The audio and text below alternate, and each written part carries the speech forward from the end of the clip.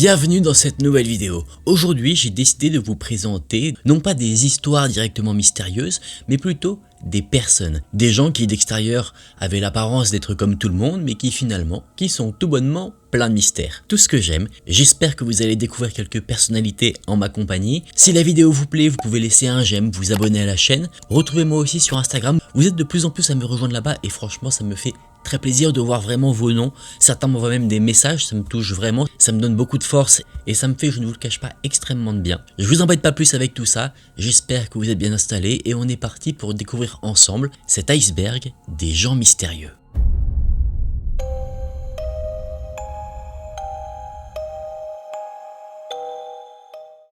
D'abord, comme tout iceberg qui se respecte, on va voir ensemble des personnalités qui sont plutôt connues, dont vous avez probablement déjà entendu parler. Ce sera l'occasion de découvrir peut-être ou de redécouvrir l'histoire de personnages très particuliers.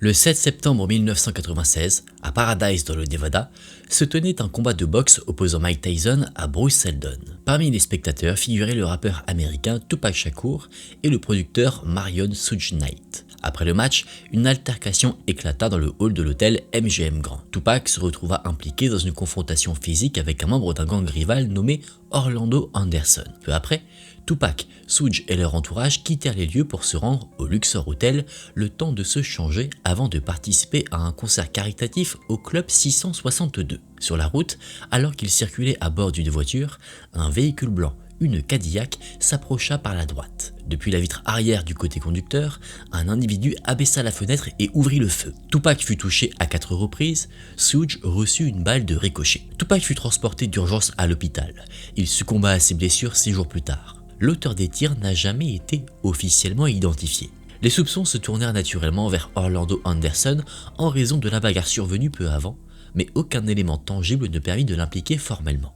Il disposait d'un alibi solide et aucune preuve ne put le placer sur le siège arrière de la Cadillac. Certains témoignages affirmèrent que Tupac et Suge avaient vu le tireur, mais aucun d'eux n'en parla publiquement. Suge déclara simplement avoir entendu quelque chose, mais n'avoir rien vu. 26 ans plus tard, le meurtre de l'un des artistes les plus influents de l'histoire du hip-hop demeure officiellement non résolu.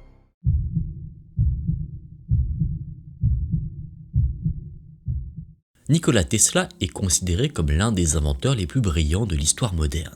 De ses recherches sont nées plusieurs technologies fondamentales de la vie contemporaine, la radio, les courants alternatifs ou encore les principes à la base de la téléphonie sans fil. Tout au long de sa vie, il conçut d'innombrables inventions, dont certaines n'ont jamais été brevetées ou furent perdues avec le temps. Parmi elles, un dispositif capable de provoquer des secousses sismiques dans le bâtiment où il vivait. L'appareil était si puissant que Tesla dut lui-même le détruire avant qu'il ne provoque l'effondrement complet de l'immeuble. Il affirmait que son génie provenait d'exercices de mémoire et de visualisation enseignés par sa mère durant son enfance.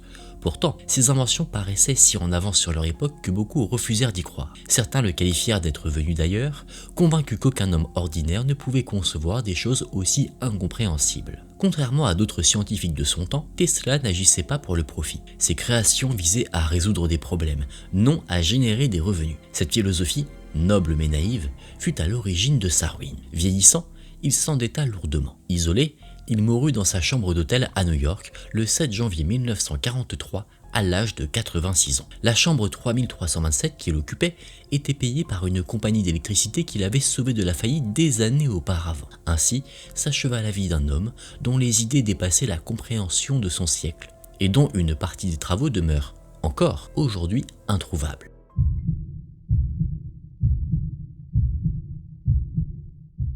Yasuke fut un homme originaire d'Afrique, arrivé au Japon durant la période Tensho au XVIe siècle. Son passé demeure largement inconnu. On ignore de quel pays il venait, qui étaient ses parents ou quel nom il portait avant d'être introduit dans l'archipel. Il accompagna un missionnaire italien, Alessandro Valignano, lors d'un voyage vers la capitale japonaise. C'est là qu'il fut présenté au puissant daimyo Oda Nobunaga. Ce dernier, fasciné par la présence de cet homme à la peau sombre, pensa d'abord qu'il s'agissait d'une supercherie. Il ordonna à ses serviteurs de laver la peau de Yasuke, convaincu qu'elle avait été peinte à l'encre. Il découvrit alors que cette couleur était naturelle. Au fil du temps, Yasuke apprit la langue japonaise. Nobunaga, impressionné par sa force et sa loyauté, lui donna un nom japonais, Yasuke, et l'éleva au rang de samouraï. Une épée lui fut remise, symbole de sa nouvelle position. Sa mission consistait à protéger Nobunaga, ce qu'il fit jusqu'au jour où le seigneur fut trahi par l'un de ses généraux, Akechi Mitsuhide. En juin 1582, lors de l'incident du temple Onnoji, Nobunaga fut encerclé par ses ennemis. Yasuke se battit à ses côtés jusqu'à la mort du daimyo. Il fut ensuite capturé par les troupes d'Akechi. Cependant, contrairement aux autres, il ne fut pas exécuté. Akechi ordonna qu'il soit remis à une église chrétienne de Kyoto. C'est à partir de ce moment que les traces de Yasuke disparaissent. Nul ne sait ce qu'il advint de lui après cet épisode. Son destin, comme son origine, demeure un mystère.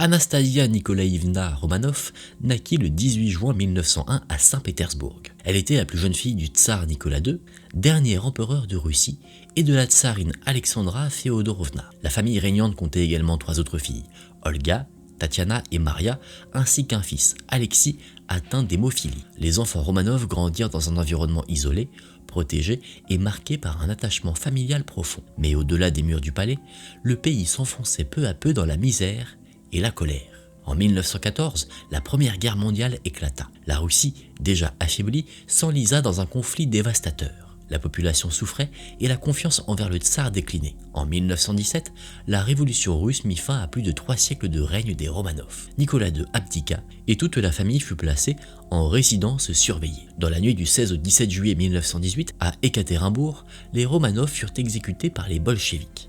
Anastasia avait 17 ans. Mais la mort ne mit pas immédiatement fin à son histoire. Dans les années qui suivirent, des rumeurs persistantes affirmèrent qu'elle avait survécu au massacre.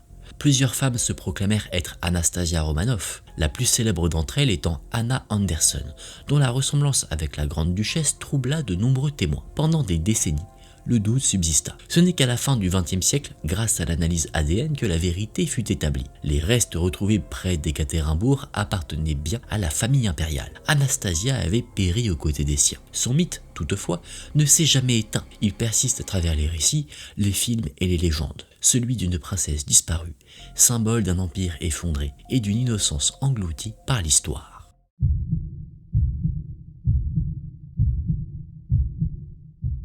Entre le 15 avril et le 4 juin 1989, des milliers d'étudiants chinois se rassemblèrent sur la place Tiananmen à Pékin.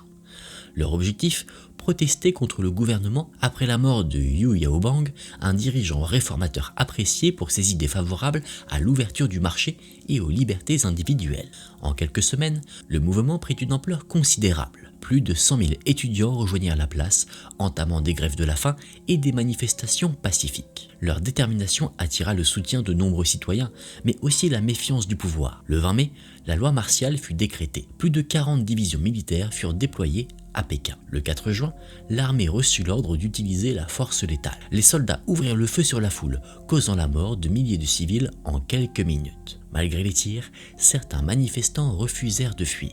C'est alors qu'un homme anonyme, vêtu d'une chemise blanche, se posta seul face à une colonne de chars, dans chaque main, un sac de course. Alors que les blindés avançaient, il resta immobile. Quand ils tentèrent de contourner l'obstacle humain, il se déplaça pour leur barrer la route. Cette scène fut capturée par des journalistes occidentaux présents sur place. L'image du tankman, l'homme seul face à la machine militaire, fit le tour du monde. Elle devint le symbole de la résistance à l'autoritarisme et du courage face à la répression. Pourtant, en Chine, la photographie fut immédiatement censurée. Les autorités effacèrent toute trace officielle de l'événement. L'identité du manifestant n'a jamais été confirmée et son destin demeure inconnu. Certains affirment qu'il aurait été exécuté peu après les faits, d'autres qu'il aurait réussi à disparaître. Plus de 30 ans plus tard, nul ne sait ce qu'il est advenu de lui. Son visage, son nom, son histoire, tout a été effacé. Seule demeure cette image, celle d'un homme, seul, qui arrêta un char.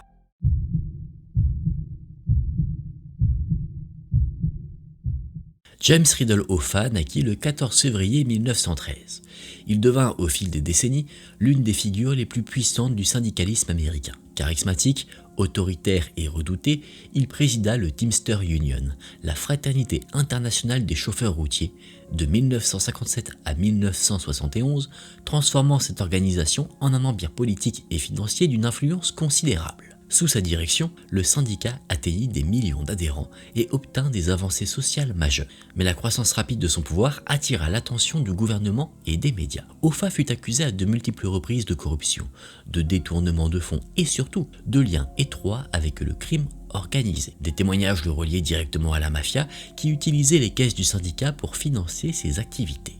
Malgré plusieurs condamnations, Hoffa resta un symbole de résistance ouvrière. Libéré de prison en 1971, il tenta de reprendre la tête des Teamsters, mais il trouva sur sa route d'anciens alliés, devenus ennemis. Le 30 juillet 1975, il fut aperçu pour la dernière fois sur le parking d'un restaurant de Bloomfield Township, dans le Michigan. Il devait y rencontrer deux figures du crime organisé, Anthony Gacalone et Anthony Provenzano. Personne ne le revit vivant. Sa disparition déclencha une enquête d'ampleur nationale. Le FBI fouilla entrepôts, forêts, parkings, lacs et même stades sans jamais retrouver son corps. Des théories affirment qu'il aurait été exécuté par la mafia pour l'empêcher de reprendre le pouvoir, d'autres qu'il aurait été enterré dans les fondations d'un bâtiment emblématique ou incinéré dans le plus grand secret. Aucune preuve définitive n'a jamais été découverte.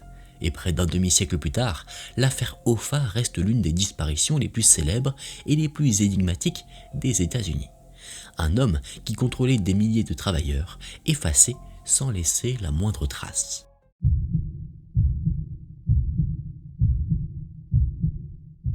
Chaque 19 janvier, date d'anniversaire de la naissance d'Edgar Allan Poe, une silhouette apparaissait dans le cimetière de Baltimore. Toujours la même, un homme vêtu de noir, le visage partiellement dissimulé par un chapeau à large bord et une écharpe blanche. Il venait seul, en pleine nuit, jusqu'à la tombe du célèbre écrivain américain. Là, il déposait 3 roses rouges et une bouteille de cognac. Jamais plus, jamais moins. Les fleurs étaient soigneusement disposées et le cognac versé sur la pierre avant qu'il ne s'éclipse sans un mot. Personne ne l'avait jamais approché ni entendu parler. Ce rituel mystérieux commença dans les années 1940 ou 1950 et se répéta chaque année pendant près de 6 décennies. Les roses étaient supposées représenter Poe, sa femme Virginia et sa belle-mère Maria Clem, les 3 figures féminines qui marquèrent sa vie. Le geste, lui, semblait à la fois une offrande et un serment de fidélité à la mémoire de l'auteur. Des curieux tentaient parfois d'assister à la scène, mais le Poe Toaster parvenait toujours à agir sans être vu.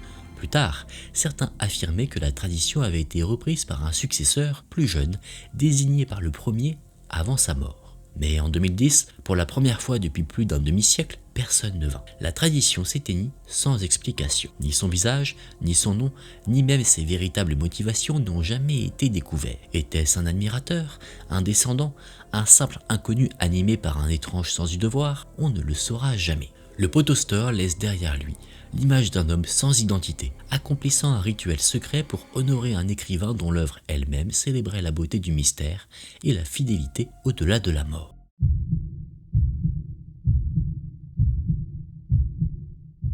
Au milieu du XXe siècle, en France comme en Israël, circulait un homme d'une intelligence rare connu sous un seul nom, Monsieur Chouchani. Personne ne savait d'où il venait, ni même s'il s'agissait de son véritable patronyme. Ses origines, sa nationalité et son âge restaient flous, comme effacés volontairement. Ce que l'on savait en revanche, c'est qu'il enseignait, et que ses élèves comptaient parmi les plus grands penseurs de leur génération, dont Emmanuel Lévinas, futur philosophe de la responsabilité, et Elie Wiesel, l'écrivain rescapé des camps. Chouchani enseignait sans livre, sans méthode apparente. Son savoir semblait illimité. Philosophie, mathématiques, langues anciennes, littérature, religion, il abordait tout avec une profondeur déconcertante, posant des questions plus qu'il ne donnait de réponses. Son style s'apparentait à celui de Socrate. Il défaisait les certitudes, contraignait à penser autrement, épuisait l'esprit pour mieux l'éveiller. Ses cours se tenaient dans les cafés, des chambres d'hôtel, parfois dans la rue. Il vivait modestement, vêtu d'un manteau usé, ne possédant presque rien. Mais tous ceux qui l'ont côtoyé parlaient d'un esprit incandescent, d'un être à la fois génial et déroutant. Autour de sa personne, les rumeurs se sont accumulées. Certains le disaient polyglotte, autodidacte, capable de parler plus de 10 langues. D'autres le croyaient ancien rabbin ou même mystique doté de pouvoirs surnaturels. Aucune de ces affirmations ne fut jamais vérifiée. Chouchani mourut en 1968 à Montevideo, en Uruguay. Sur sa tombe, on peut lire cette épitaphe dictée par Elie Wiesel. Le secret de sa naissance et de sa vie est aussi profond que celui de sa mort. Rien d'autre. Un nom, une pierre et un silence que personne n'a jamais su percer.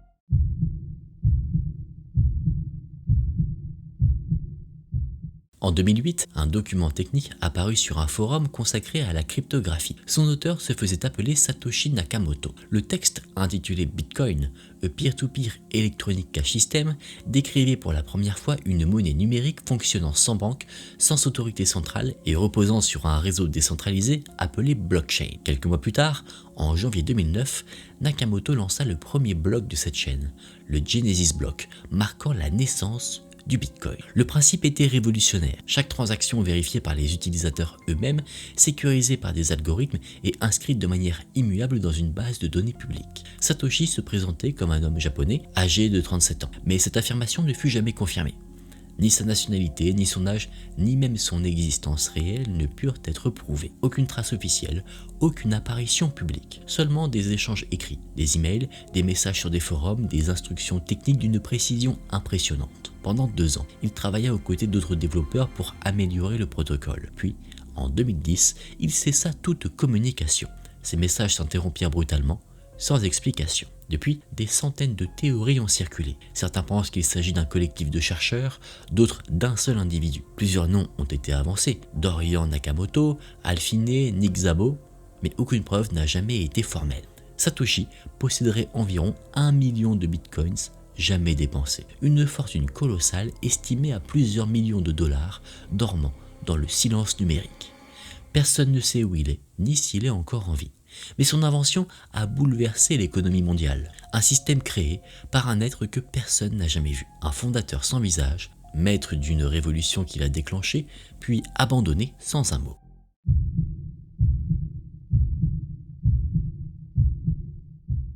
Au début des années 2010, un nom commença à circuler dans les profondeurs du web, Dread Pirate Roberts, ou DPR. Un pseudonyme inspiré du personnage du film The Princess Bride qui, selon la légende, se transmettait de main en main, une identité sans véritable porteur.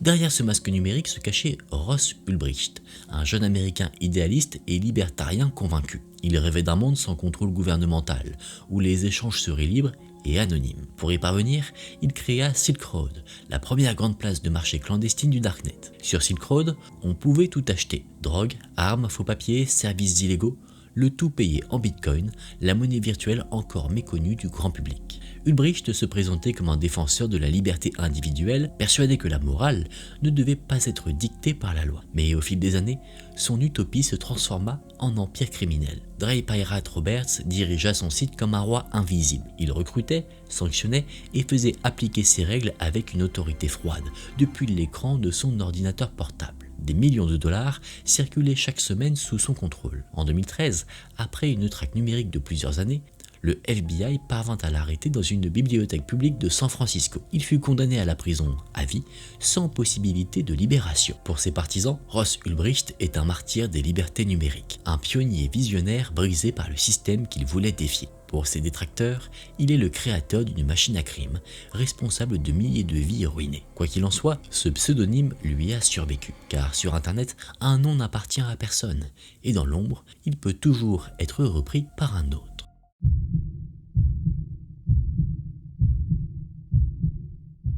Dans l'Irlande du XVIe siècle, vivait une femme dont l'histoire tient de la légende, Catherine Fitzgerald, plus connue sous le nom de la comtesse de Desmond. Elle fut mariée à James Fitzgerald, le 14e comte de Desmond, et aurait, selon certaines chroniques, vécu plus de 140 ans. Les récits de l'époque la décrivent comme une femme à l'esprit vif, au maintien digne et d'une santé presque surnaturelle. On raconte qu'elle aurait dansé à la cour du roi Édouard IV, puis rencontré Jacques Ier d'Angleterre, bien plus d'un siècle plus tard, sans paraître avoir vieilli. Les historiens eux-mêmes restent perplexes. Certains documents d'archives mentionnent encore son nom alors que plusieurs générations de sa famille étaient déjà mortes. On disait qu'elle parcourait les rues de Limerick, droite et alerte, s'appuyant sur un simple bâton de bois, son visage ridé mais ses yeux toujours vifs. La légende veut qu'un jour, alors qu'elle se promenait dans son verger, elle ait glissé en cueillant des pommes et que cette chute, non la vieillesse, ait fini par l'emporter. Une mort banale pour une vie qui semblait défier le temps. Selon une autre version, sa longévité provenait d'une source miraculeuse, une fontaine cachée au cœur de ces terres dont elle buvait l'eau chaque matin. Une eau que certaines disaient bénie, d'autres maudites, capable de prolonger la vie, mais non d'empêcher la solitude. Véritable phénomène biologique ou mythe façonné par la mémoire collective, la comtesse de Desmond demeure l'un des symboles les plus étranges de la longévité humaine. Une femme qui aurait traversé 2 siècles d'histoire avant de disparaître comme un écho, laissant à la postérité le mystère d'un âge que personne n'a jamais pu vérifier. On vient de voir les visages les plus connus du mystère. Maintenant, on va se plonger dans quelque chose d'un peu plus déroutant. Des personnages qui semblent surgir du passé, des êtres dont personne ne connaît réellement l'origine, et même des silhouettes dont on ne sait pas si elles ont réellement existé.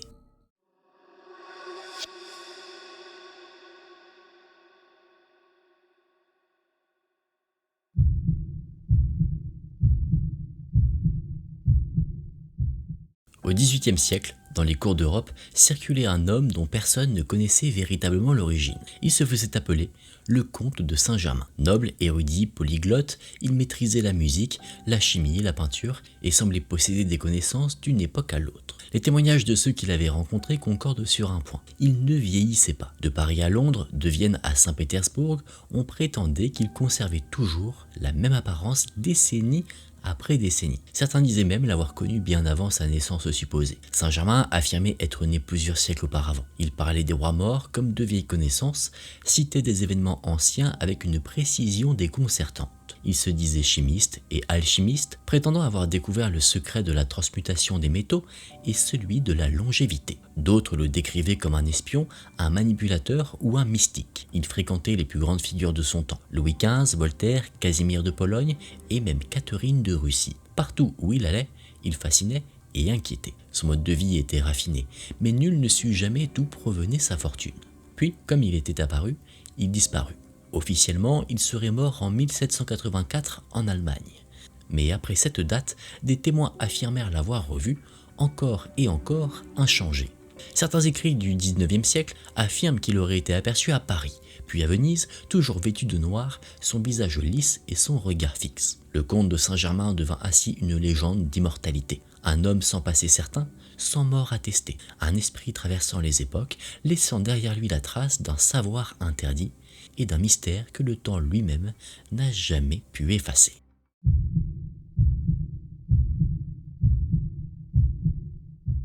Durant la guerre d'indépendance américaine, les États-Unis naissants faisaient face à une armée britannique supérieure en nombre, en expérience et en ressources. Pour contrebalancer cet avantage, George Washington mit en place un réseau d'espionnage secret connu sous le nom de Culper Ring. Ce nom d'agent infiltré transmit des informations cruciales depuis New York, alors occupée par les Anglais.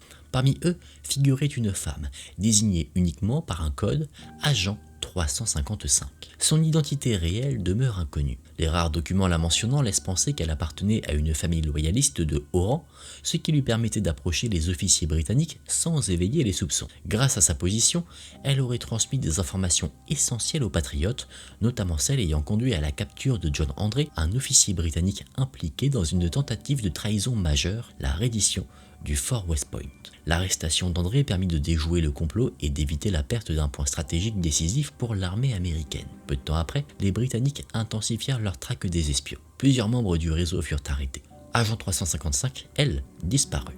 Selon certaines sources, elle aurait été capturée et emprisonnée à bord d'un navire-prison britannique où elle serait morte sans avoir révélé son nom. Aucune trace officielle ne confirma son sort. Son identité, son visage et son rôle exact restent enveloppés d'ombre. Aujourd'hui encore, Agent 355 demeure une énigme, une femme sans nom dont la loyauté silencieuse aurait contribué à changer le cours de l'histoire.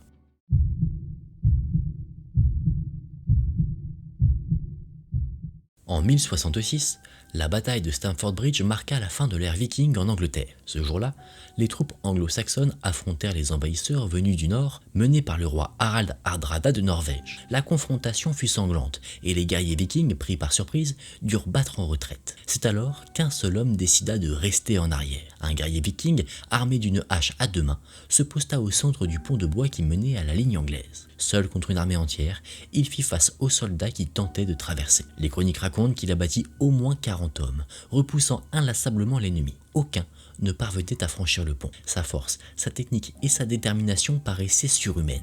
Mais sa résistance prit fin lorsqu'un soldat anglais, dissimulé sous les planches, parvint à le transpercer avec une lance par en dessous. Son nom n'a jamais été connu. Aucun texte ne précise d'où il venait, ni quel destin l'avait conduit à ce dernier combat. Pourtant, son acte a traversé les siècles. Le guerrier solitaire de Stamford Bridge est devenu une légende, symbole de la bravoure et de la fureur des derniers vikings. Un homme seul, tenant un pont face à une armée entière, dans l'un des derniers éclats de la gloire nordique.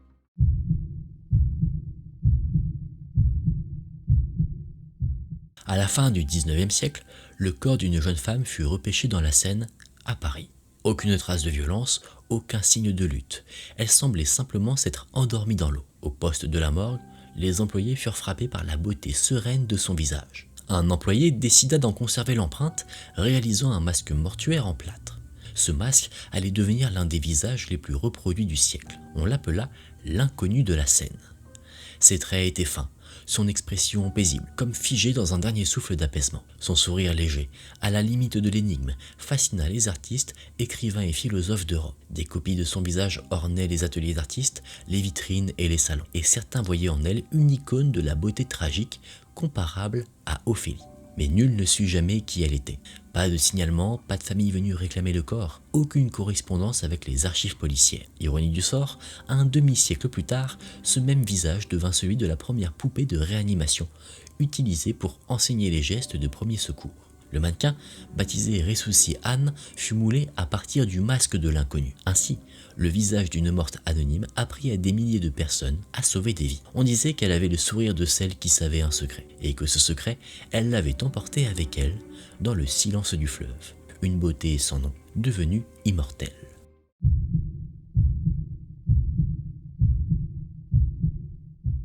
Dans les bois paisibles de la région de Môle, en Suisse, des promeneurs commencèrent au début des années 2010 à signaler la présence d'un individu étrange. On le surnomma rapidement le Loyon.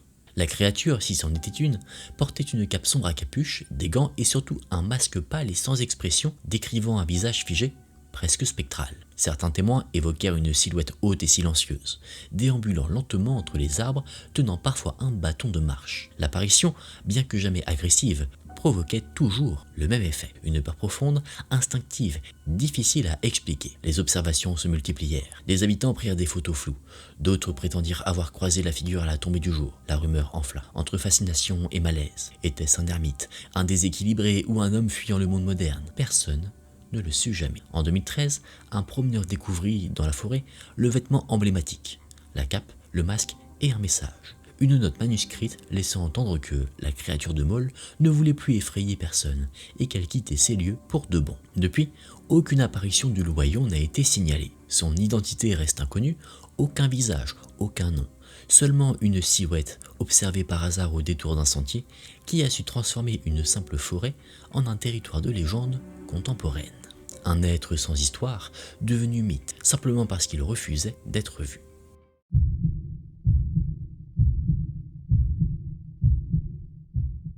Né, dit-on, en 1677 dans la province du Sichuan, en Chine, Li Shengyuan aurait vécu jusqu'à 256 ans. Son existence, à la frontière du mythe et de l'histoire, reste l'un des récits de longévité les plus troublants jamais enregistrés. Maître en médecine traditionnelle chinoise, herboriste et artiste martial, Li aurait commencé dès l'enfance à étudier les plantes médicinales des montagnes. Il pratiquait la méditation, la respiration lente et suivait un régime exclusivement composé de baies de goji, de ginseng et d'herbes rares censé prolonger la vie. Au fil des siècles, il devint une légende vivante. Des récits affirment qu'il aurait eu 24 épouses et plus de 200 descendants. Des fonctionnaires impériaux l'auraient rencontré à plusieurs reprises, le décrivant toujours avec le même visage serein et les mêmes yeux d'enfant vieux. En 1930, un général chinois nommé Yang Sen publia un rapport officiel affirmant que Li Shengyuan avait réellement vécu plus de 2 siècles. Selon les registres impériaux de la dynastie Qing, il aurait déjà été adulte en 1749,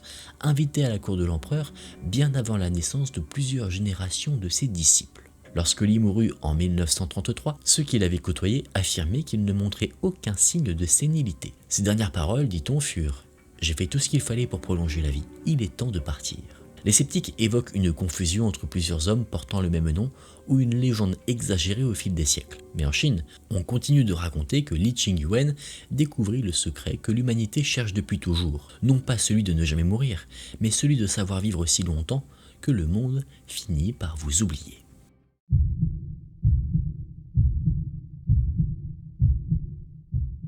Au début du XXe siècle, dans la petite ville de Sincota, près de Budapest, un homme apparemment ordinaire vivait seul dans une maison en périphérie. Son nom, Bélakis. Il se disait simple et tanneur, discret, poli, cultivé, mais derrière cette façade tranquille, il cachait l'un des secrets les plus sinistres de l'histoire criminelle hongroise. En 1916, alors que la Première Guerre mondiale battait son plein, Kiss fut déclaré mort au combat. Les autorités décidèrent de réquisitionner sa propriété. C'est alors que les gendarmes découvrirent, dans son jardin, 24 grands barils métalliques hermétiquement scellés. L'homme avait prétendu y stocker de l'essence, mais à l'ouverture du premier, l'odeur révéla l'horreur. Des corps de femmes parfaitement conservés dans l'alcool. Toutes avaient été étranglées ou empoisonnées à l'arsenic, avant que leurs cadavres ne soient méticuleusement placés dans des barils. L'enquête montra que Kiss attirait ses victimes par le biais d'annonces matrimoniales, promettant mariage et stabilité à des femmes isolées ou veuves. Une fois gagné leur confiance, il les tuait, leur volait argent et bijoux, puis dissimulait leur corps. La découverte fit scandale dans toute l'Europe, mais lorsque la police chercha à l'arrêter, Bélakis s'était volatilisé. Des témoins affirmaient l'avoir vu blessé, hospitalisé sous un faux nom, ou même aperçu à New York des années plus tard, travaillant comme concierge dans un immeuble. Chaque fois, il disparaissait avant que les enquêteurs ne puissent l'intercepter. Officiellement, il fut déclaré mort en 1936, mais aucun corps ne fut jamais retrouvé. Certains croient qu'il vécut sous d'autres identités, continuant à tuer discrètement. D'autres pensent qu'il fut rattrapé par la guerre, anéanti comme ses victimes. Quoi qu'il en soit, les barils de Bélakis demeurent comme des tombeaux d'acier, symbole d'une horreur froide, méthodique et calculée. Le témoignage d'un homme qui transforma la promesse d'amour en piège mortel.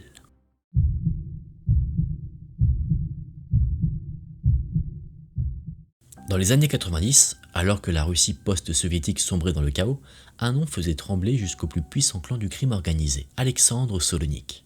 Surnommé le Super Killer, il était réputé pour son sang-froid absolu, sa précision chirurgicale et sa capacité à manier deux armes à feu simultanément, une dans chaque main. Né dans les années 60, Solonik fut d'abord policier, mais sa carrière dans les forces de l'ordre fut de courte durée. Il fut renvoyé après une accusation d'agression. Peu après, il entra dans le milieu criminel, d'abord comme simple exécutant, avant de devenir le tueur à gages le plus redouté de Moscou. Son style était unique. Il ne laissait aucune trace, frappait dans des lieux publics bondés et disparaissait avant que quiconque n'ait compris ce qui venait de se passer. Les rumeurs disaient qu'il s'entraînait chaque jour à tirer des deux mains, qu'il pouvait atteindre une cible mouvante sans jamais manquer et qu'il ne ressentait aucune peur.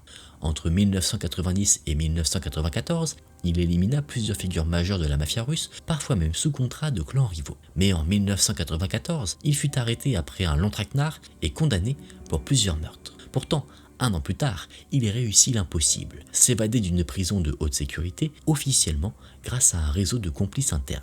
Il s'enfuit en Grèce où il continua son activité, vivant dans une villa fortifiée, entouré de gardes du corps et de luxe. Mais son destin prit fin brutalement en 1997. Retrouvé étranglé, le corps jeté dans une maison abandonnée près d'Athènes.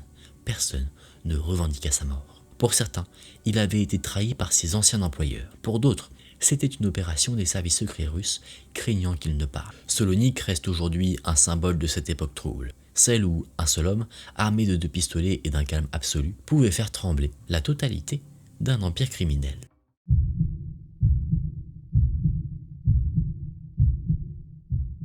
Entre 1918 et 1919, la ville de la Nouvelle-Orléans, en Louisiane, fut terrorisée par un tueur inconnu que les journaux surnommèrent le tueur à la hache. Ces attaques visaient principalement des familles italo-américaines, souvent des commerçants, qu'il frappait en pleine nuit dans leur propre maison. Le mode opératoire était toujours le même.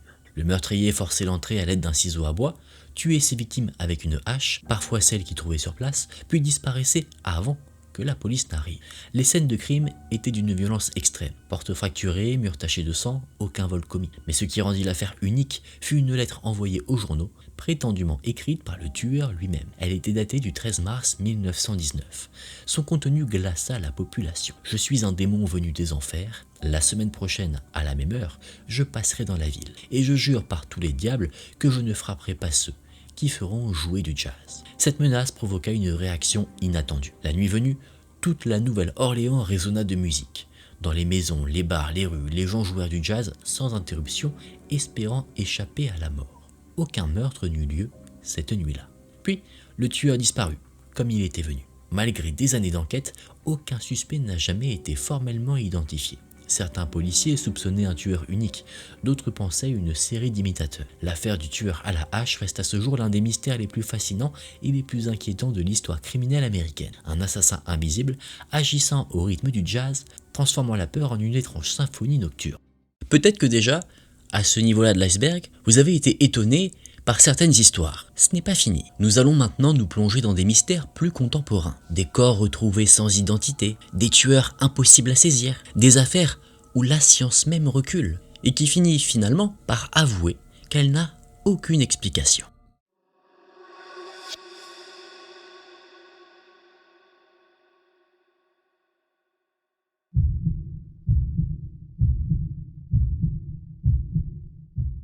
À la fin du 19e siècle, le quartier de Whitechapel à Londres fut le théâtre d'une série de meurtres d'une brutalité inédite.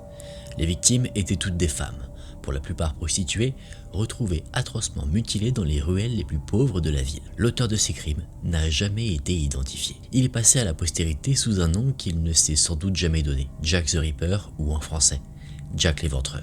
Le pseudonyme provient d'une lettre reçue par la presse, prétendument écrite par le meurtrier lui-même. Signée de cette appellation, la lettre attisa la fascination du public et cristallisa la peur.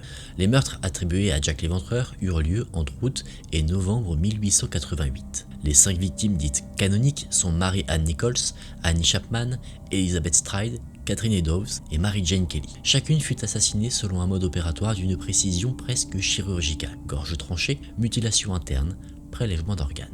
Les enquêteurs, dirigés par l'inspecteur Frederick Aberline, furent confrontés à un défi sans précédent. Les techniques d'investigation de l'époque étaient rudimentaires et les preuves matérielles rares. Les témoignages se contredisaient et la presse alimentait une psychose collective dans tout Londres. De nombreux suspects furent envisagés. Chirurgiens, marins, bouchers ou simples habitants du quartier. Aucun ne fut jamais reconnu coupable. Le tueur, lui, disparut comme il était venu, sans laisser d'indices tangibles derrière lui. Plus d'un siècle plus tard, malgré les progrès scientifiques et les théories innombrables, l'identité de Jack l'Éventreur reste l'une des plus grandes énigmes criminelles de l'histoire. Un meurtrier sans visage, tapi à jamais dans le brouillard de Whitechapel.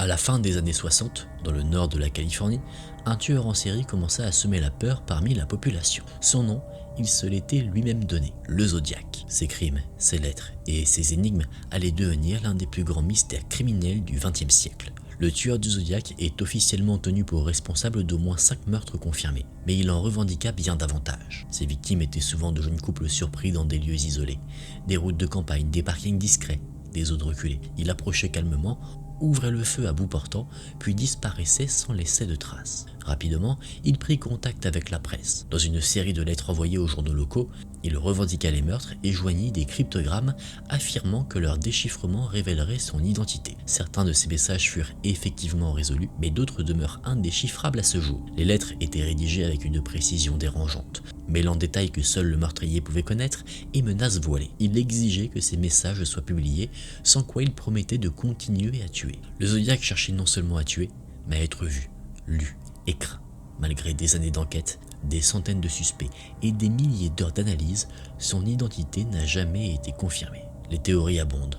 Anciens militaires, employés de la presse, tueurs isolés ou collectifs, aucune ne s'est imposée. L'affaire du Zodiac reste l'un des dossiers les plus fascinants et frustrants de l'histoire criminelle américaine. Un meurtrier invisible, érudit, obsédé par les symboles et le contrôle. Un esprit qui transforma le meurtre en message et le message en jeu.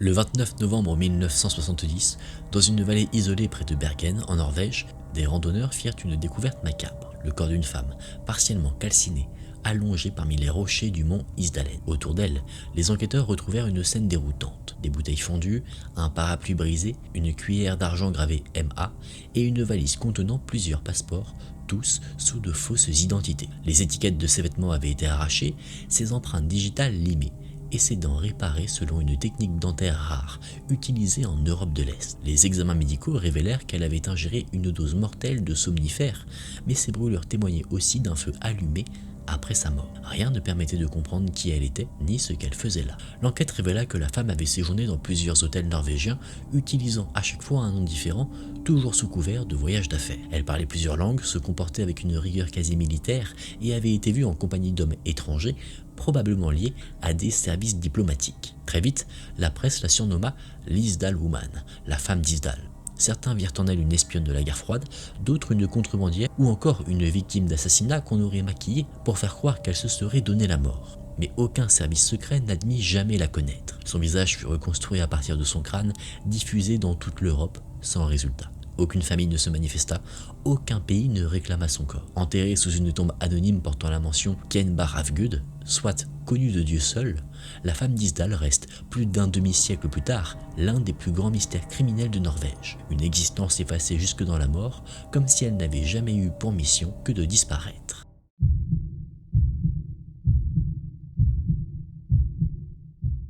Le 3 juin 1995, dans le luxueux hôtel Plaza d'Oslo, en Norvège, une femme fut retrouvée morte dans la chambre 2805.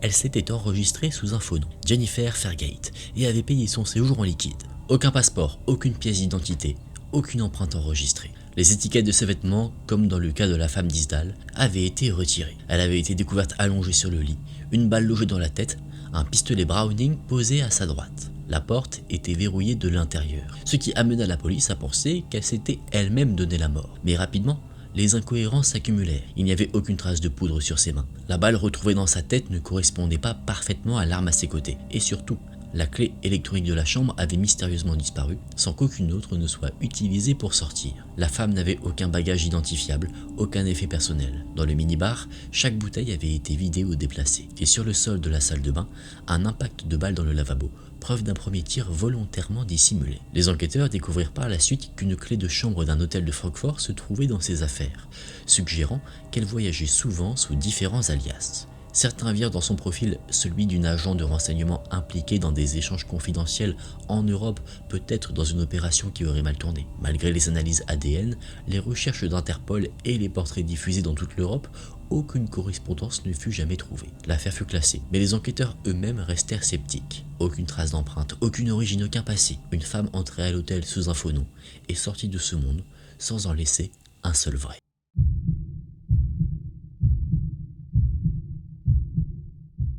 Le 1er décembre 1948, sur la plage de Somerton, près d'Adélaïde en Australie, un passant découvrit le corps d'un homme allongé contre la digue. Il portait un costume impeccable, des chaussures cirées, mais aucun document d'identité. Les étiquettes de ses vêtements avaient été découpées avec soin, et aucun objet personnel ne permit de savoir qui il était. L'autopsie révéla un fait troublant, aucune cause de mort évidente, aucun signe de violence, aucun poison détectable, aucune blessure interne. L'homme semblait simplement s'être arrêté de vivre. Dans une poche cachée de son pantalon, les enquêteurs trouvèrent un petit morceau de papier soigneusement roulé. On y lisait 2 mots en persan, Tamam Shud, signifiant « c'est terminé » ou « fini ».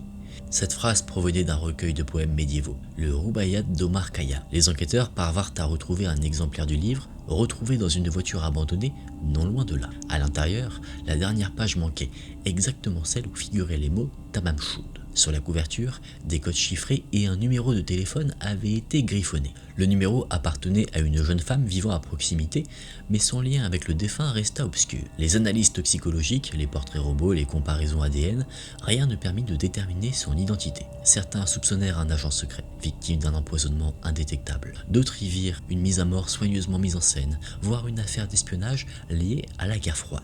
Des décennies plus tard, l'affaire fut rouverte à plusieurs reprises. Même les avancées de la génétique moderne ne permirent pas de trancher complètement sur son identité, bien que des pistes récentes évoquent un homme du nom de Carl Webb. Mais pour la mémoire collective, il reste le Somerton Man, un inconnu vêtu avec élégance, mort sans raison apparente, tenant dans sa poche un message final, Tamam Shud, c'est terminé.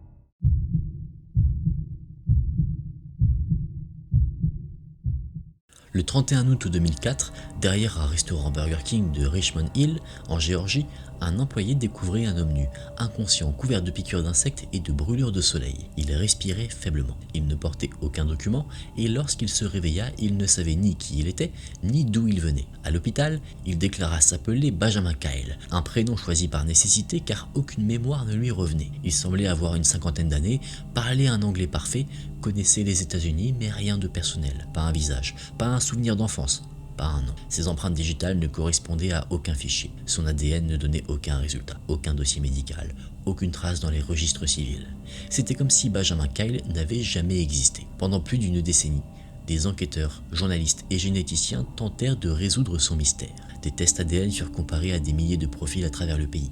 Rien. Il devint une énigme vivante, le symbole des oubliés de l'administration, l'homme sans identité légale. En 2015, un juge finit par lui accorder un nouveau numéro de sécurité sociale reconnaissant officiellement son existence. Peu après, grâce au progrès de la généalogie génétique, on parvint enfin à identifier sa véritable famille biologique. Mais lui-même avoua ne ressentir aucun lien avec cette ancienne vie.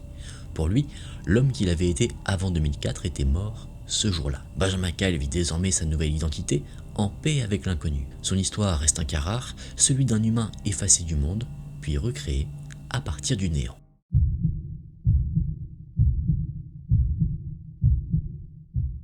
Au cours des années 40, la petite ville de Mattoon, dans l'Illinois, fut secouée par une série d'événements aussi étranges qu'inquiétants. Les habitants affirmèrent avoir été attaqués, la nuit, par un individu invisible qui diffusait un gaz paralysant dans leur maison. Les témoignages se ressemblaient. Une odeur chimique, parfois sucrée, envahissant la pièce. Peu après, les victimes ressentaient des vertiges, des nausées, des engourdissements, voire une incapacité à bouger. Certains disaient avoir aperçu, dans la pénombre, une silhouette mince vêtue de noir, disparaissant avant qu'on ait pu la suivre. La panique gagna la ville. La police reçut des dizaines de signalements en quelques jours. Les journaux parlèrent d'un gazeur fou, le Mad Gasser of Mattoon. Des patrouilles furent mises en place, mais aucune arrestation ne survint, aucune preuve tangible, aucun indice exploitable. Les analyses chimiques ne révélèrent rien, aucun dispositif de pulvérisation ne fut trouvé, ni trace de substance dans les maisons. Devant l'absence de résultats, certains experts évoquèrent une crise d'hystérie collective amplifiée par la peur et les rumeurs, mais tous ne furent pas convaincus. Certains habitants assurèrent que leurs symptômes étaient réels, qu'ils avaient senti le gaz brûler leur gorge, que leurs animaux avaient été affectés. Des policiers eux-mêmes affirmèrent avoir respiré une odeur étrange sur les lieux. Puis soudainement, tout cessa. Plus aucun cas, plus aucun signalement. Le gazeur fou s'était volatilisé, laissant derrière lui une ville traumatisée et un mystère jamais élucidé. Personne ne sut s'il avait réellement existé ou si Mattoon avait simplement été victime d'une peur devenue contagieuse.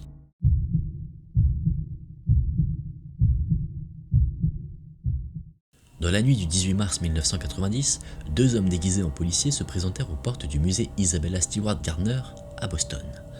Prétextant une urgence, ils convinrent le gardien de les laisser entrer. Quelques minutes plus tard, les deux agents de sécurité étaient neutralisés, ligotés au sol.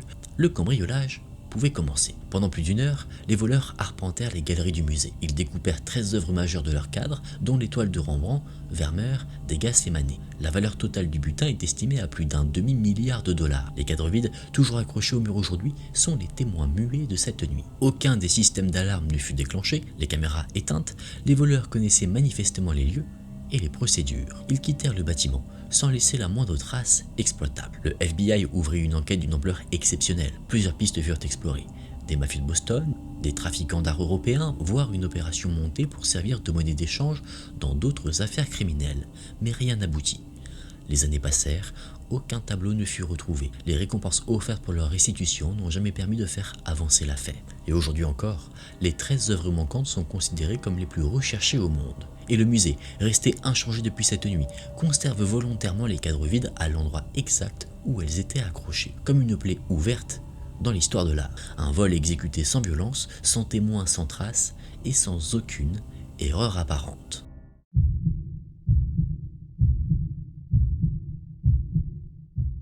En février 1957, à Philadelphie, un ouvrier découvrit un carton abandonné dans un terrain vague le long de Susquehanna Road. À l'intérieur se trouvait le corps d'un jeune garçon, nu, enveloppé dans une couverture écossaise.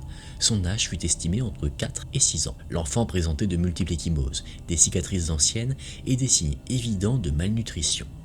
Ses cheveux avaient été récemment coupés, peut-être après sa mort, et aucune trace de vêtements ou d'objets personnels ne fut retrouvée à proximité. Tous les indices d'identification, empreintes digitales, dentition, ADN furent analysés, sans résultat. Aucun dossier, aucun signalement d'enfant disparu ne correspondait. La presse le surnomma l'enfant inconnu d'Amérique. Des milliers d'enquêteurs, de policiers, de volontaires et même de médiums se penchèrent sur le mystère. Les hypothèses se succédèrent.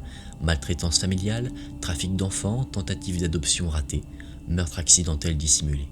Aucune ne put être confirmée. L'affaire fut régulièrement rouverte au fil des décennies, à mesure que la science progressait. Des techniques modernes comme la reconstruction faciale, l'analyse isotopique ou la généalogie génétique furent utilisées sans succès décisif. L'enfant demeurait sans nom, sans histoire, sans passé. Le carton dans lequel il fut trouvé avait contenu autrefois un berceau vendu dans un grand magasin local. Mais même cette piste, minutieusement suivie, ne mena nulle part.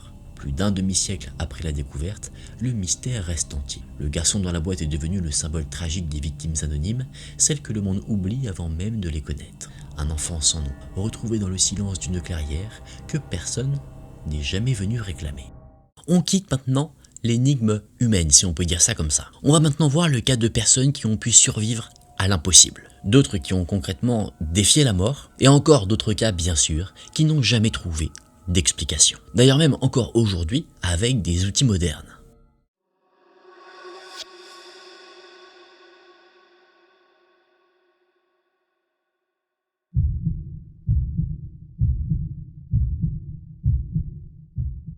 Shanti Devi naquit le 11 décembre 1926 à Delhi, en Inde. Jusqu'à l'âge de 4 ans, elle mena une vie ordinaire, jusqu'au jour où elle commença à parler d'une existence qui ne semblait pas être la sienne. Elle affirmait se souvenir d'une autre ville, Mathura, et d'un autre nom, Lugdi Devi. Selon ses dires, Lugdi avait été mariée à un homme appelé Kedarnath et était morte 11 ans plus tôt en donnant naissance à un fils. Shanti décrivait avec précision saisissante la maison de cette femme, les membres de sa famille, les rues du quartier jusqu'à des détails intimes que seul le mari de Lugdi aurait pu connaître. Les récits de Shanti intriguèrent les voisins, puis les enseignants, et finirent par attirer l'attention des autorités locales.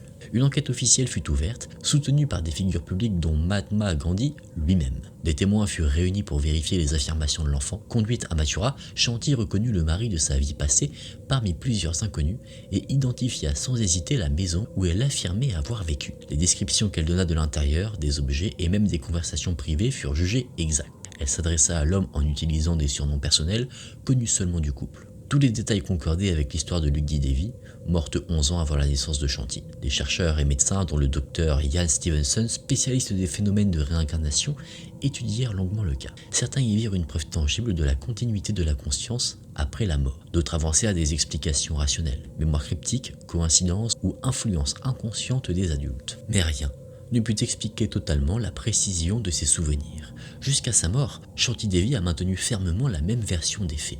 Aujourd'hui encore, son histoire demeure l'un des cas les plus documentés de prétendues réincarnations, un mystère à la frontière entre la science, la mémoire et l'inexplicable.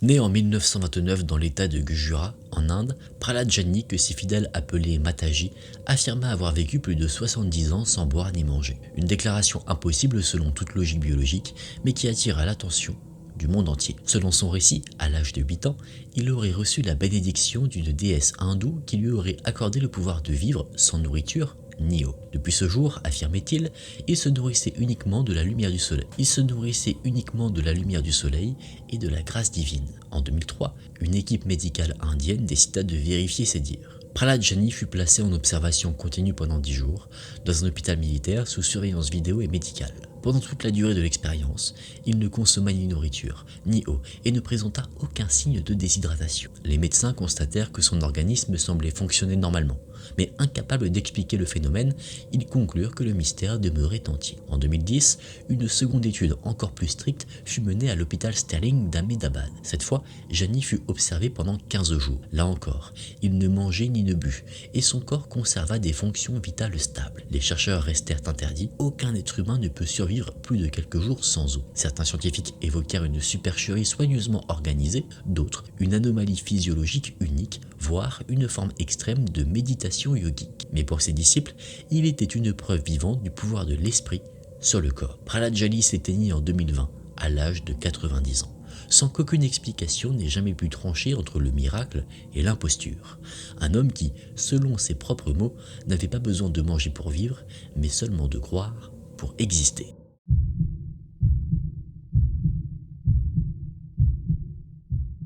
Née en 1898 dans le petit village de Konnersreuth en Bavière, Thérèse Neumann menait une vie simple jusqu'à ce qu'un incendie en 1918 la laisse presque aveugle et paralysée. Elle affirma que sa guérison fut miraculeuse, survenue le jour de la canonisation de Thérèse de Lisieux. Mais ce n'était que le début. Quelques années plus tard, alors qu'elle priait, elle déclara ressentir une douleur intense au front, puis aux mains et aux pieds. Peu à peu apparurent sur sa peau des plaies sanglantes, semblables à celles du Christ crucifié. Chaque vendredi, les blessures se rouvraient, et Thérèse tombait dans une transe mystique durant laquelle elle revivait la passion du Christ, décrivant chaque instant avec une précision bouleversante. Les médecins et prêtres venus l'observer ne comprenaient pas. Ses plaies saignaient abondamment, mais elle refusait toute nourriture et affirmait ne se nourrir que de la Sainte Communion. Pendant des années, elle ne but ni ne mangea, sans perdre ni poids ni vitalité apparente. Les autorités religieuses se divisèrent. Certains la considéraient comme stigmatisée par la grâce divine, d'autres soupçonnaient un phénomène psychologique, voire une autosuggestion extrême. Des observateurs affirmaient l'avoir vue en extase, les yeux fixés dans le vide, parlant araméen, langue qu'elle n'avait jamais apprise. Jusqu'à sa mort, en 1962, Thérèse Neumann demeura une énigme. Elle fut examinée par des médecins, surveillée par des prêtres, interrogée par des sceptiques, mais jamais démasquée. Pour les croyants, elle portait en elle la souffrance du Christ. Pour les autres, elle incarnait la puissance du mystère humain, là où la foi et le corps se confondent. Et dans son petit village bavarois, on raconte encore qu'à certaines heures du vendredi, le vent semble porter un murmure, celui d'une femme priant, et d'un sang qui coule, sans jamais s'arrêter.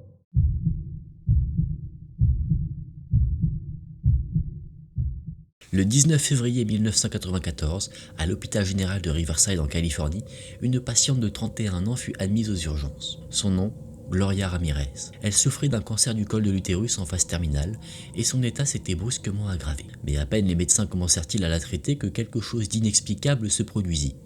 Une odeur étrange se dégageait de son corps, un mélange de fruits, d'ail et de produits chimiques. Un film huileux recouvrait sa peau. Puis, un à un, les membres du personnel médical commencèrent à se sentir mal. Des infirmières s'évanouirent, d'autres furent prises de nausées violentes, de brûlures aux yeux et à la gorge et de spasmes musculaires. L'urgence fut évacuée. Ramirez, laissée seule un instant, entra en arrêt cardiaque et fut déclarée morte peu après. Les analyses toxicologiques ne révélèrent rien d'anormal. Pourtant, 23 membres du personnel médical furent hospitalisés à la suite de cette exposition. Les autorités déclenchèrent une enquête chimique complète, allant jusqu'à examiner la salle, les équipements et les échantillons biologiques. Les premières hypothèses évoquèrent une contamination accidentelle, peut-être un médicament mal combiné à une substance utilisée dans le traitement du cancer. D'autres théories, plus étranges, suggèrent que le corps de Ramirez aurait libéré un gaz toxique, résultat d'une réaction chimique interne entre des produits médicaux et un composé soufré présent dans son organisme. Aucune conclusion définitive ne fut jamais donnée. L'affaire fut classée, faute d'explication vérifiable. Depuis, Gloria Ramirez est surnommée The Toxic Lady, la femme dont le corps empoisonna ceux qui tentaient de la sauver. Un mystère médical jamais résolu, à la frontière entre la science et l'inconcevable.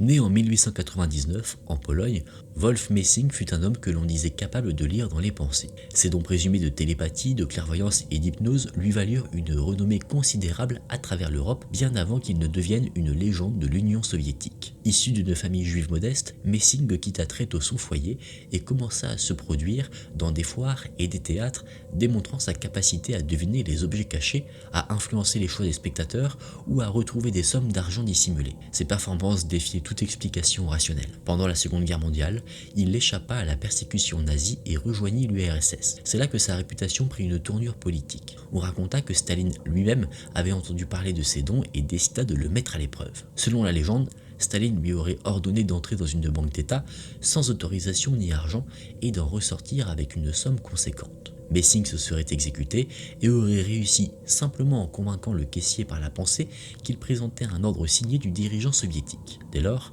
il devint une figure à la fois crainte et fascinante.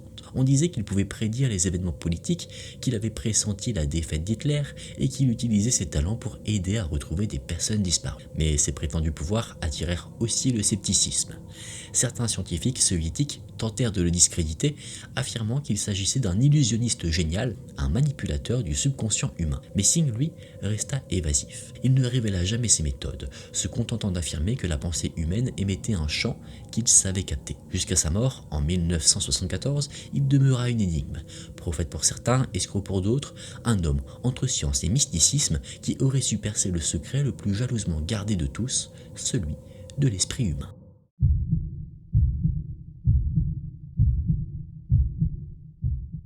Au XVIe siècle, dans l'Angleterre élisabéthaine, un homme du nom d'Edward Kelly attira l'attention de la cour et des érudits. On disait de lui qu'il communiquait avec les anges, qu'il transmutait le plomb en or et qu'il détenait le secret de l'élixir de vie. Kelly, également connu sous le nom de Edward Talbot, rencontra le célèbre mathématicien et mage John Dee, conseiller spirituel de la reine Élisabeth Ier. Leur collaboration allait devenir l'une des plus étranges de l'histoire de l'occultisme. Kelly affirmait être un médium capable d'interagir avec des entités célestes à travers une pierre noire, une surface polie, appelée Shoestone. Pendant que Dee notait les paroles, Kelly transmettait les messages des anges rédigés dans une langue inconnue qu'il nommait l'Enochien, un langage prétendument antérieur à celui des hommes. Les révélations dictées à travers Kelly formaient des textes d'une complexité stupéfiante.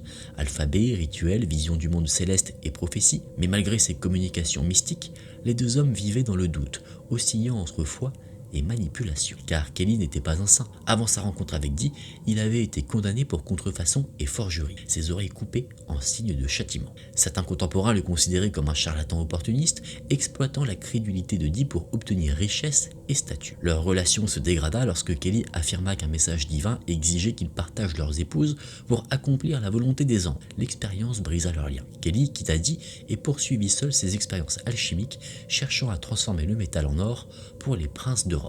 En 1591, il fut emprisonné à Prague par l'empereur Rodolphe II qui espérait obtenir de lui la formule de la pierre philosophale. Kelly mourut en captivité en 1597 après avoir tenté de s'évader. Était-il un imposteur brillant, un visionnaire fou ou un véritable alchimiste? L'histoire n'a jamais tranché, mais son nom reste lié à celui de John Dee, comme l'ombre d'un miroir, un reflet trouble entre science et sorcellerie.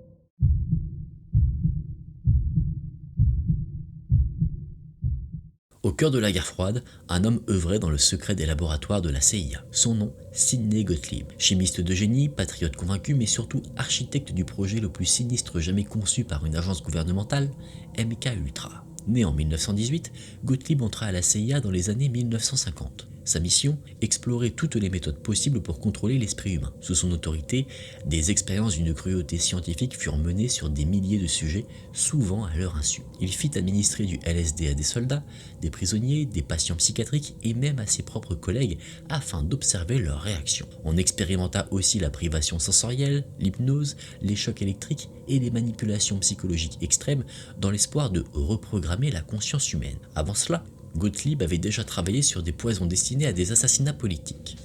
Il aurait conçu l'arme utilisée dans l'assassinat de Léon Trotsky, un pic à glace empoisonné. Mais sous MK-Ultra, il franchit un seuil moral encore jamais exploré. Les innocents furent détruits psychologiquement, certains jusqu'à la folie, d'autres jusqu'à la mort. L'homme, paradoxalement, menait une vie simple.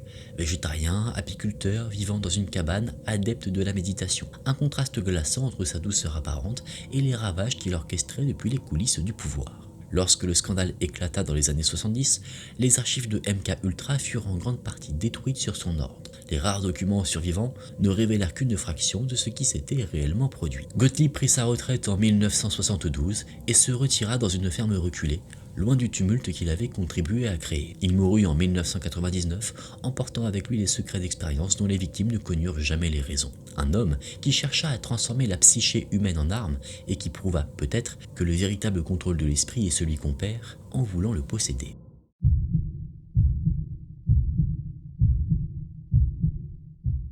À la fin du XVIIIe siècle, dans la France révolutionnaire, vécut un homme que la médecine peine encore à comprendre. Tarare naît près de Lyon vers 1772. Il souffrait d'un appétit hors du commun, une faim si dévorante qu'aucune quantité de nourriture ne semblait pouvoir le rassasier. Dès l'enfance, il dévorait des repas entiers pour 4 personnes. À l'adolescence, il mangeait des pierres, des animaux vivants et même des ordures. Son ventre se gonflait jusqu'à paraître difforme, puis retombait, vide comme un sac de peau flasque. Son haleine était fétide, sa sueur nauséabonde et sa température corporelle anormalement élevée. Rejeté par sa famille, Tarare rejoignit des troupes itinérantes où il se produisit dans les foires en avalant des serpents, des chats et des paniers entiers de pommes. Le public oscillait entre fascination et dégoût.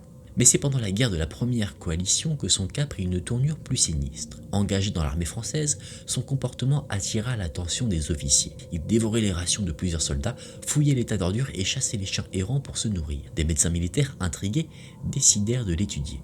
Ils découvrirent qu'il possédait un système digestif anormalement dilaté, capable d'ingérer d'énormes volumes. L'armée, fascinée par son attitude à avaler tout objet, et décida de l'utiliser comme agent secret. Tartare devait transporter des messages cachés dans son estomac, avalant les documents pour les restituer plus tard. Mais lors d'une mission, il fut capturé par les Prussiens. Soupçonné d'espionnage, torturé, il avoua sa méthode et fut relâché à moitié mort. De retour en France, son obsession pour la chair devint plus sombre. Les rumeurs évoquent des vols de cadavres à l'hôpital et la disparition d'un enfant de 14 mois qui conduisit les médecins à l'expulser. Rongé par la tuberculose, Tarare mourut en 1798 à 26 ans. À l'autopsie, son corps était déformé, son estomac occupant presque toute la cavité abdominale. Les médecins ne trouvèrent aucune explication claire à son état. Tarare reste l'un des plus grands mystères médicaux de l'histoire. Un homme dont la faim semblait ne pas venir du corps, mais de quelque chose de plus profond, comme si le vide qu'il portait en lui ne pouvait jamais être comblé.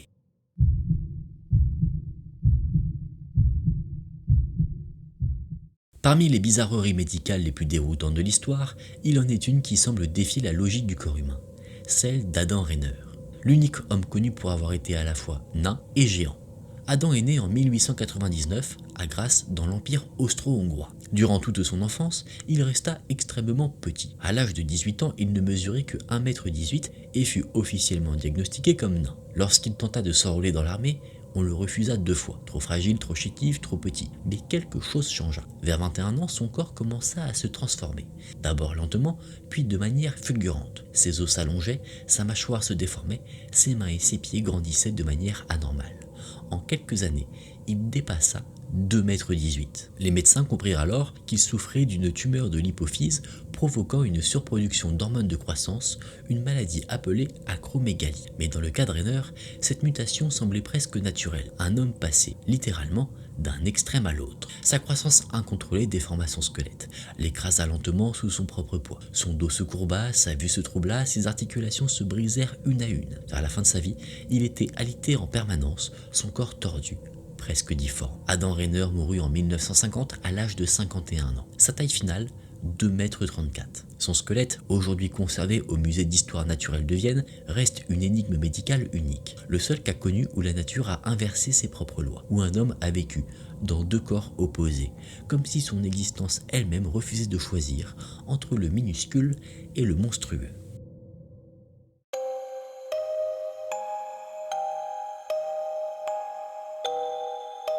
Mesdames et messieurs, on en a fini pour cet iceberg. Alors il y a encore plein de personnalités qui pourraient être traitées dans ce genre de vidéo. J'espère que ça vous a plu et si c'est le cas et que vous souhaitiez peut-être voir un iceberg épisode 2 sur ce sujet, dites-le moi en commentaire, ce sera avec grand plaisir parce que bon, dans ma liste que j'avais, il y avait énormément de noms. Je pouvais pas faire une vidéo avec tout le monde et puis ce serait presque une liste infinie, donc j'ai dû choisir, mais il y a plein d'autres histoires intéressantes. Donc si vous voulez que j'en fasse une autre vidéo, dites-le moi, comme ça je mettrai ça sur mon petit calendrier. De toute manière, le sujet m'intéressant, il est possible que de moi-même j'en refasse une, mais si vous me dites que vous appréciez particulièrement ça, mon but aussi c'est de vous faire plaisir, donc je m'y attellerai. Si cette vidéo vous a plu, n'hésitez pas à laisser un j'aime, à vous abonner à la chaîne. Retrouvez-moi aussi sur Instagram AkenTV, je vous attends nombreux là-bas. J'espère avoir réussi dans cette vidéo à vous apprendre peut-être une ou plusieurs choses. Merci d'avoir regardé cette vidéo à mes côtés. On se dit à très vite dans une prochaine vidéo. Prenez soin de vous, c'était Aken. Salut!